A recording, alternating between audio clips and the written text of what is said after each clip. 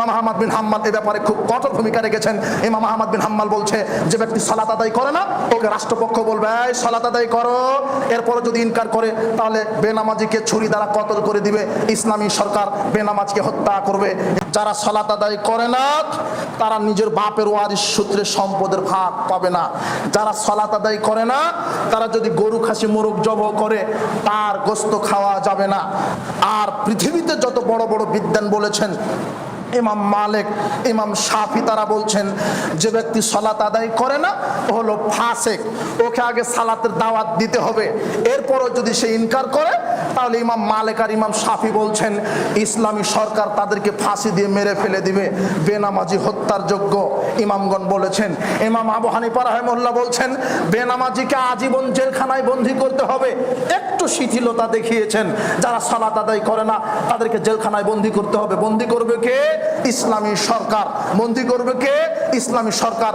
ইমাম আহমদ বিন হাম্বল এ ব্যাপারে খুব কঠোর ভূমিকা রেখেছেন। ইমাম আহমদ বিন হাম্বল বলছে যে ব্যক্তি সালাত আদায় করে না ওকে রাষ্ট্রপক্ষ বলবে এই সালাত আদায় করো, এরপর যদি ইনকার করে তাহলে বেনামাজিকে ছুরি দ্বারা কতল করে দিবে, ইসলামী সরকার বেনামাজকে হত্যা করবে। ইমাম আহমদ বিন হাম্বল বলেছেন বেনামাজির বেঁচে থাকার সুযোগ নেই, এই কথা ইমামগণ বলছেন। আর মুহাম্মদ সাল্লাল্লাহু আলাইহি ওয়াসাল্লাম এক শ্রেণীর মুসল্লিকে হত্যা করতে বলেছেন। হাদিস সহিহ বুখারীর 5057, 5058 এক শ্রেণীর নামাজিকে হত্যা করতে বলেছেন। তারা কারা? তারাই খারেজি, যারা উগ্রতা দেখায়, যারা রাষ্ট্রীয় ক্ষমতার নামে উগ্রতা দেখায়, যারা কাবিরা গুনাহগারকে কাফের ঘোষণা দেয়, এরা হলো খারেজি। আল্লাহর নবী বলছেন এক শ্রেণীর সিয়াম পালনকারী, এক শ্রেণীর সিয়াম পালনকারী আছে, এক শ্রেণীর আমলকারী আছে, এক শ্রেণীর মুসল্লি আছে, যাদেরকে যেখানে পাও সেখানে হত্যা করো। এই কথা মুহাম্মদ সাল্লাল্লাহু আলাইহি ওয়াসাল্লাম বলছেন। কেন?